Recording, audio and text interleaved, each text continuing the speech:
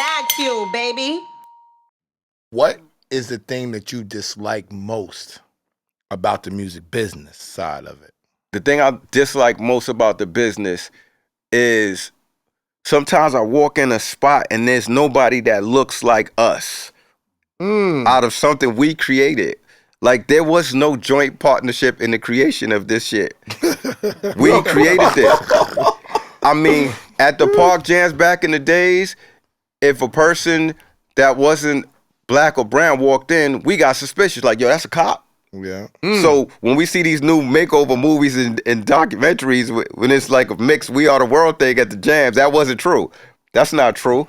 So it's like we remixed life because we created this out of adversity.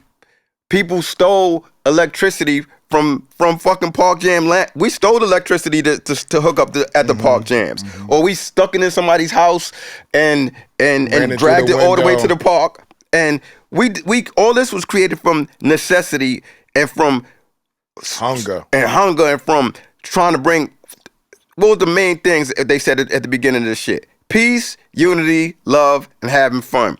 Because that's 4 things we needed and we lacked. So it's like, we still lack that. And we still lack it. So one of the things that I hate is the exclusion of the creator in the corporate rooms. I hate the ageism. How they, especially with the women, like when they look at a woman is like 30 and they look at her like she's old. I think that's not fair. With the guys could last a little longer, but the respect towards the OGs and towards the creators and the pioneers is disgusting. The OGs get a little bit more respect. The pioneers and the creators of this culture, none. We'll get straight up. There could be a crowd, 300 kids that love hip hop, and they'll see the creators of the shit and they'll walk right by them. And know it's them. And know it's them. And to be that like, hurts me. They be like, I don't even care. With the whole 21 Savage and Nas, your good friend, how did that hit you in the core? Because you the first person I thought about. Yeah, you're the when first we saw person. That. I'm not even gonna lie. I'm not gonna lie neither. I was like, yo. But I kind of know what you gonna say, but we gotta hear you say it. Okay, when I first seen that, I thought that was a joke. Like, you know, because there'd be a lot of jokes or memes or whatever. So I was like, this isn't real. So from a brother perspective, it's like, all right, like this isn't even a contest. Like, it's not gonna be like a rapper. There's no need for ether for this situation, right? I said that too. I said a lot of people is gonna feel that way. So immediately I was like, all right. But the reason I felt a little better because Jungle got right on it. You know what I'm saying? Jungle said something I saw that was quick and funny. And then it's like he apologized quick. The next day. So being that he apologized quick, I felt a little better. And I'm sure, and me and Nas spoke, we didn't speak on length on it because it wasn't that important. We laughed, it was a laugh. But the soldier in me and the brother in me is like, the shit with me and Nas, we back on 100. Like, ain't gonna be no, you know what I'm saying? Like before when he was going at a whole crew by himself. Ain't never gonna be none of that now. Now I'm here. Like, if he got a problem, if there's a group of people with a problem with him, y'all might as well add me in now. You know what I'm saying? But as far as that, it's over because homie realized what he did. But like I said, from a brother perspective, I was like, what's the word? What's his name used? He used it and it got blown out of context. Matter of fact, I don't want to go there. But anyway, I was just on point. Out of context. I was on point. But like I said, I'm glad the young brother apologized. Do you think he meant it though, Cormega, or do you think that he apologized because of the heat he was taking on his head? Pause. I don't know, but I'll take it as long as he learns from his mistake. And from a logical perspective, let's talk, because I want to address it. So we're gonna address it. Let's talk logically. Okay. How can somebody that just won a Grammy last year not be relevant? Not 10 years ago. He has a different perspective. Okay. And you mentioned something too that I want to bounce. And I want to say this first. For me, I'm from South Jamaica, Queens, okay? Mhm. And Nas is the god in Queens. Facts. Undisputed champion, okay? But could 21 Savage be talking about the young kids now? Because let me just say this, because who, and this ain't taking nothing away from Nas and nothing like that. Nas is talking to niggas like me and us. To me. To me, he not talking to the young kid no more or anything. He's a mature man. He's in his 50s. I think 21 Savage is Just talking about hit the 30. younger generation that he's influencing. Let me ask you this. Mega said something interesting. The ageism.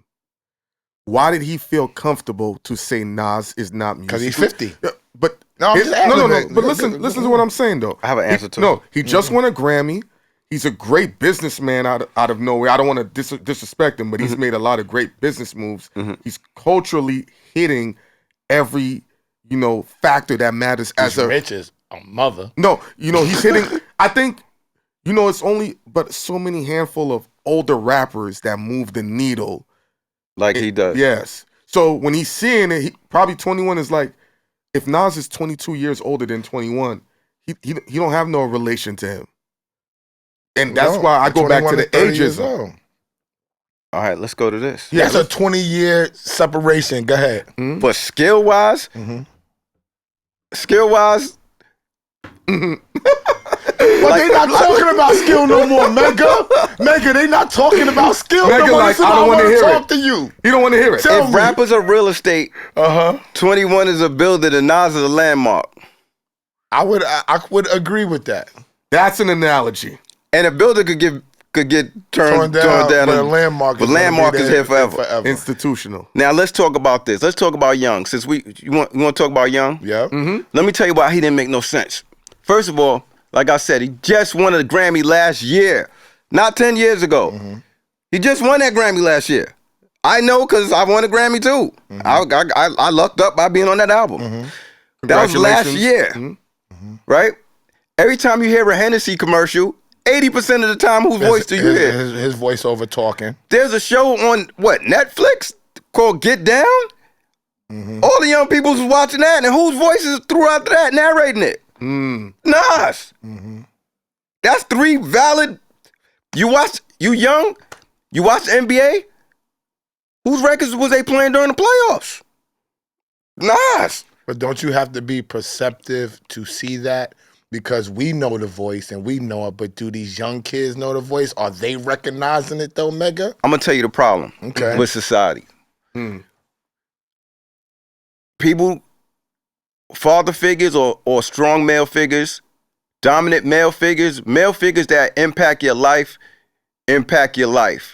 And when you have those figures in your life, you respect. One of the main things you're taught in certain homes is to respect elders and to respect contributors. So for any artist of his stature to disregard, and I'm not even going to say disrespect, I'm going to say disregard the contributions of somebody like a Nas, that's showing how inappreciative you are. Because if you take artists like Nas out of the landscape of rap, if he never existed, a lot of things would be totally different. And it's a respect thing. Like, Fair. I'm the type of person, older, like one of the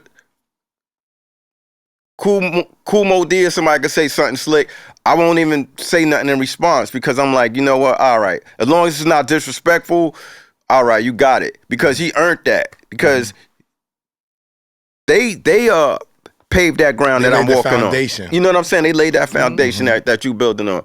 So it's a time and place for everything. I think a lot of these, the young cats that don't have respect for elders, it starts at home. It starts at home. Because if you respect your father and you respect other men, then you'll value things. And the weirdest thing about some of these young dudes that I see with rap is, it's like rap becomes expendable. Because they don't have that same energy with them old drug dealers. And some of these old drug dealers, they be dick riding, be snitches.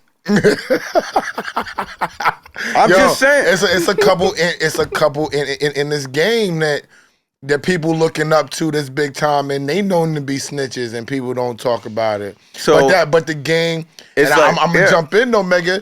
They don't care about these things. We cared about that. Yeah, that's true. We cared about lyrics, morals and principles we are different. cared about whose voice was on it, and no disrespect to the younger kids right now, because we always saying, you know, they ain't have their fathers, which a lot of them don't. There's kids that sit here and say, well, we grew up on state property, and Jay-Z saying that he went and got $2,000 a day, and I'm sitting up there, I'm on the camera like, and y'all believe all of this shit? And this is what your pattern, this is why you pattern your life like this, because of what you heard on rap lyrics. And my man Cormega just said, a lot of them is capping, the rapper's not real. These are the ones that he chills with the least, because they're not real. Yeah, because Listen, you know what I'm saying? we could end this interview right now. I could go to Fort Greene right now with you. I could go to Far Rockaway right now with you. And nobody go to Far Rockaway. I could go to Far Rockaway with you right now. I can go to Queensbridge with you right now. And we good. Every rapper can't make that guarantee.